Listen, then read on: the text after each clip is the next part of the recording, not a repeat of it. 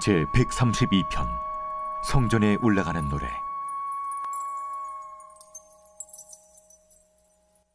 여호와여, 다윗을 위하여 그의 모든 겸손을 기억하소서.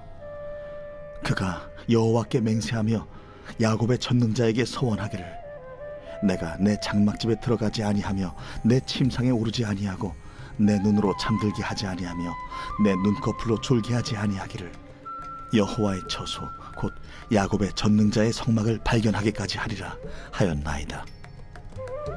우리가 그것이 에브라다에 있다 함을 들었더니 나무밭에서 찾았도다. 우리가 그의 계신 곳으로 들어가서 그의 발등상 앞에서 엎드려 예배하리로다. 여호와여, 일어나사 주의 권능의 궤와 함께 평안한 곳으로 들어가소서. 주의 제사장들은 의를 옷 입고 주의 성도들은 즐거이 외칠지어다. 주의 종 다윗을 위하여 주의 기름 부음 받은 자의 얼굴을 외면하지 마옵소서. 여호와께서 다윗에게 성실히 맹세하셨으니 변하지 아니하실지라. 이르시기를, 내 몸의 소생을 내 왕위에 둘지라. 내 자손이 내 언약과 그들에게 교훈하는 내 증거를 지킬진대 그들의 후손도 영원히 내 왕위에 앉으리라 하셨도다. 여호와께서 시온을 택하시고 자기 거처를 삼고자 하여 이르시기를, 이는 내가 영원히 쉴 곳이라. 내가 여기 거주할 것은 이를 원하였음이로다.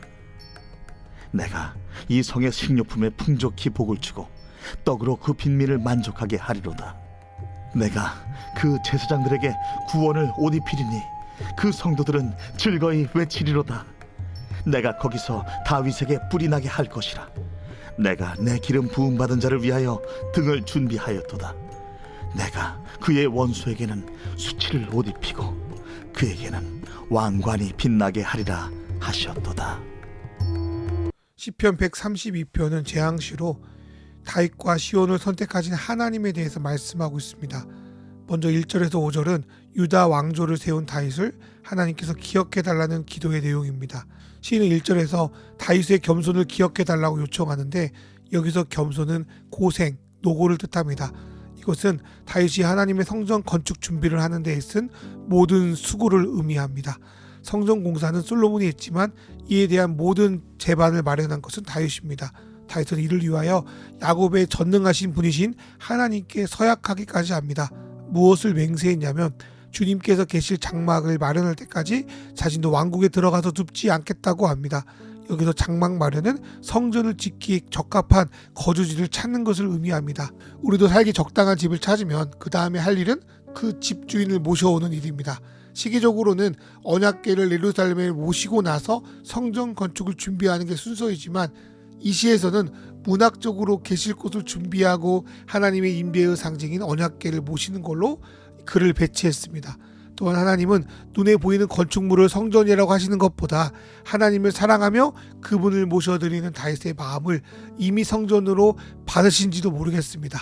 또한 성전은 하나님이 그 땅에 임재하셔서 다스리시는 의미를 가지고 있습니다.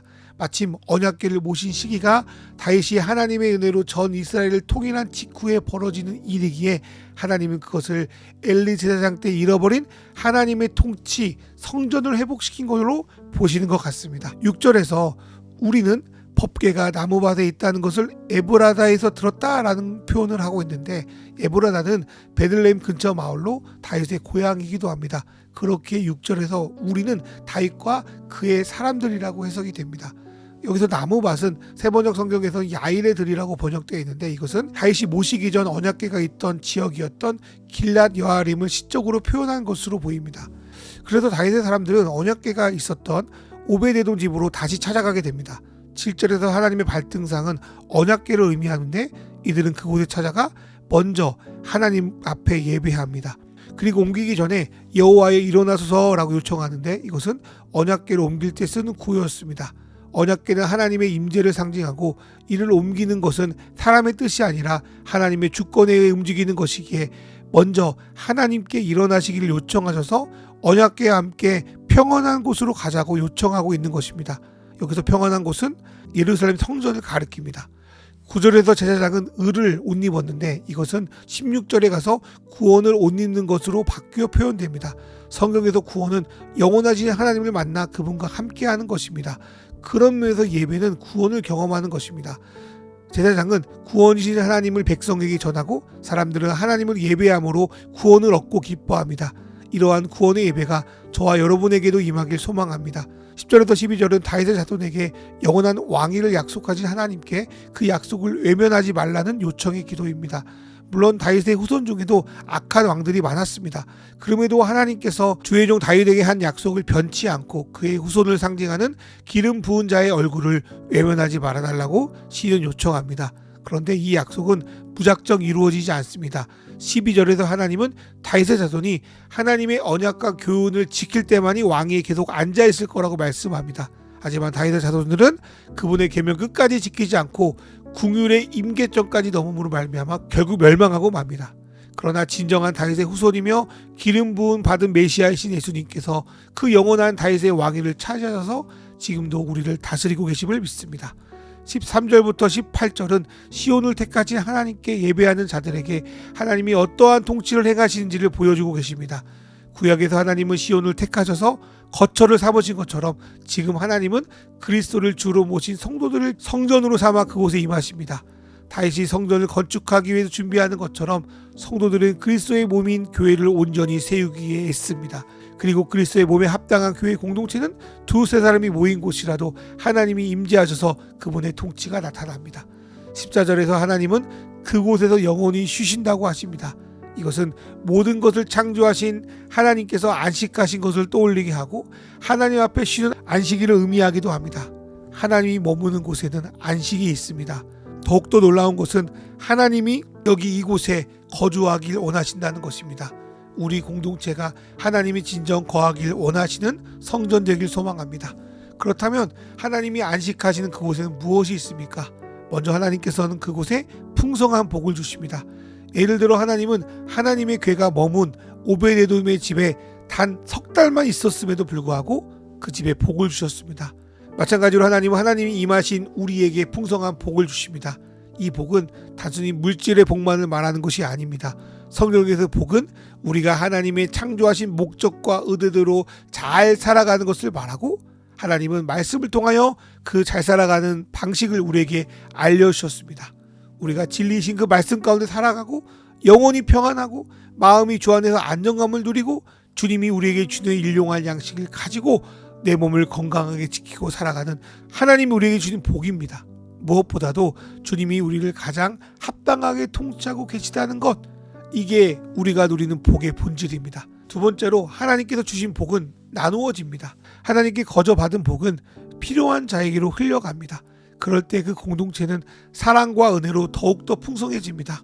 욕심이 아니라 하나님이 나의 모든 것이고 지금 내가 그것으로 자족하기에 내 사랑하는 형제 자매의 필요를 채우는 것, 이것이 하나님 나라 임재의 증거이기도 합니다.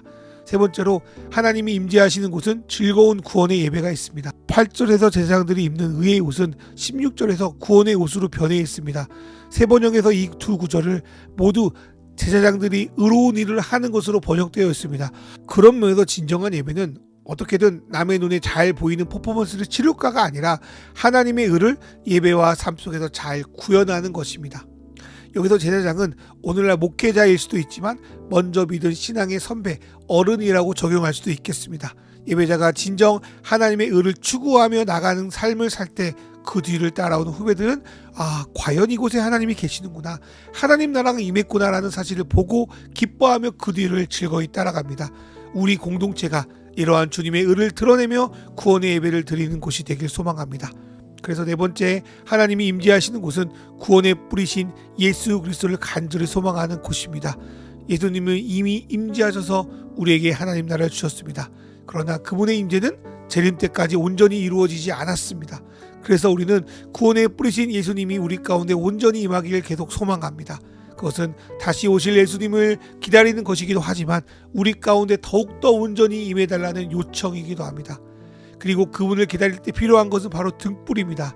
이것은 마치 신랑을 기다리는 신부가 기름을 준비하여 계속적으로 등을 밝히는 것처럼 구원의 뿔을 기다리는 자들은 나태해지지 않고 온전히 하나님의 뜻을 알고 그분의 뜻을 행하고 그 뜻이 이루어지길 바라는 마음으로 내 욕망이 아닌 하나님의 뜻을 위하여 기도하며 기름을 준비해야 합니다.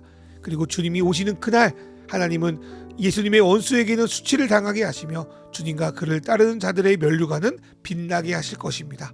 그날을 기대하며 그 뜻이 우리 삶에 이루어지고 주님 오실 날 완성되길 기도하며 나아가야겠습니다. 우리의 몸이 이렇듯 하나님의 임재하시는 성전 되기를 소망하며 5가지 은혜를 누리는 공동체 되기를 간절히 바라며 이 시간 기도로 나아가겠습니다.